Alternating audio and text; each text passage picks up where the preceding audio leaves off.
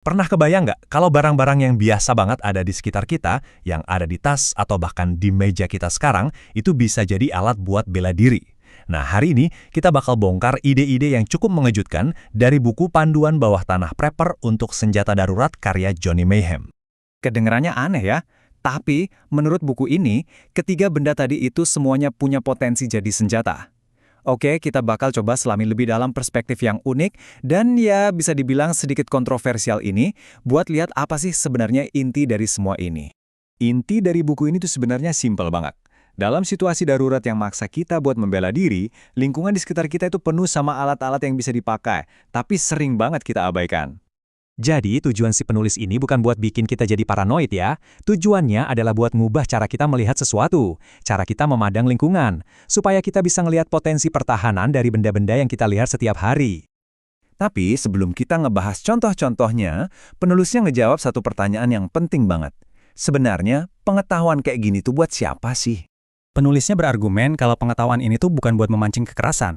Justru sebaliknya, ini buat menyimbangkan keadaan. Idenya adalah buat ngasih semacam keuntungan buat orang biasa yang mungkin aja suatu saat harus menghadapi ancaman yang nggak terduga. Nah, disinilah bagian yang paling menarik.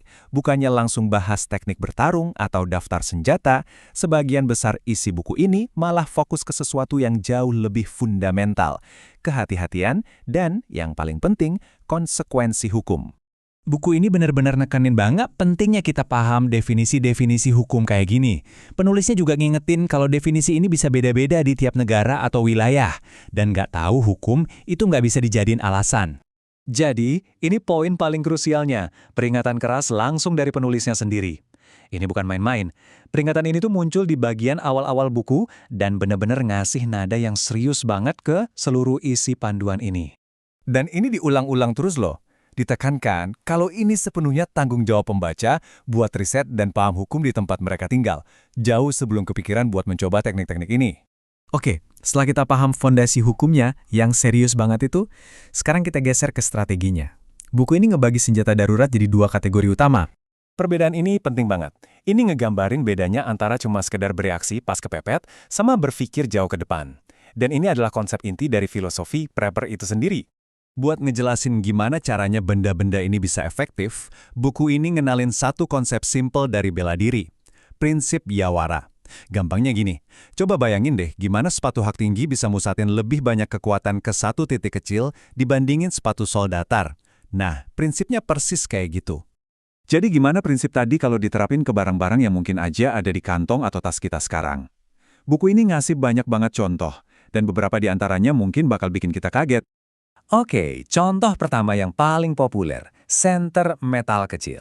Menurut penulisnya, kalau digenggam dengan pas, senter yang kokoh ini bisa ngubah kepalan tangan kita jadi alat pukul yang jauh lebih efektif. Karena pukulannya jadi terpusat dan pastinya lebih sakit. Nggak punya senter? Tenang, buku ini ngasih ide lain, spidol permanen ukuran besar yang badannya dari logam. Fungsinya mirip, tapi kelebihannya, ini barang yang 100% legal dan sama sekali nggak bakal menarik perhatian. Bahkan sesuatu yang kayaknya sepele banget, kayak gulungan koin, itu bisa bikin perbedaan besar. Waktu dipegang erat-erat di dalam genggaman, benda ini nambahin massa dan daya hantam pukulan kita secara signifikan. Nah, ini contoh lain yang nunjukin cara berpikir kreatifnya.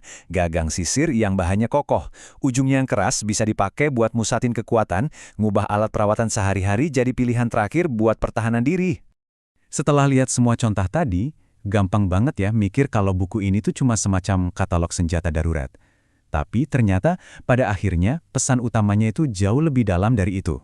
Jadi, poin paling krusial yang mau disampaikan adalah perubahannya itu bukan pada apa yang kita bawa, tapi pada cara kita berpikir. Ini lebih soal perubahan psikologis, pola pikir yang sadar dan terencana, bukan cuma sekedar perubahan fisik. Nah, ini pemikiran yang provokatif. Dan ini benar-benar nyentuh inti dari pola pikir Prepper yang dijelasin di buku ini.